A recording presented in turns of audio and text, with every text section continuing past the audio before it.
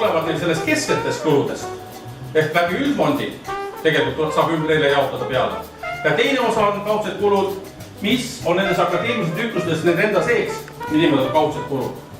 Sest kaudsed kulud on nii kesksel tasandil kui ka siis tegelikult struktuuriüksuse tasandil. Need ütleme, kui räägime. Tehnikaülikool kindlasti toob ka välja siis T-kaudkulud kahes eraldi grupis, et üks on siis T1 ja teine on T2 ehk siis eraldi teaduskonna instituudi kaudkulud. Siis teine asi, mida ma ilmselt siis räägin, on need samad numbrid või need protsendid, kui suure siis massi need kaudkulud praegu.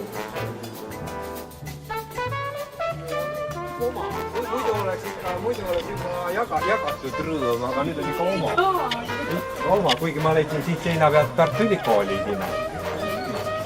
Et meie siis me lõpuks saame lihtsalt ei hävita ajalugu. Me ei hävita ajalugu. Seal oli vastu.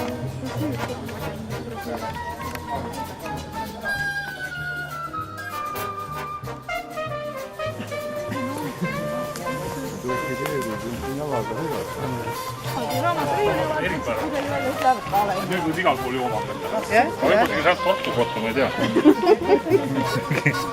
Teil on omad mehed ja pukid võib-olla Tartu linna peal.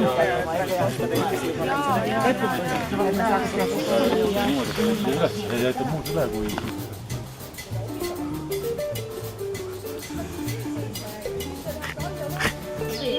Vaadake, 200 aastat tagasi väga hambaarste ei olnud ju.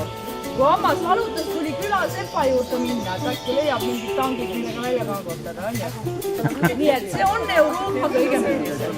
Et seda te ei pane salatiks. Valgammed ja kavalad.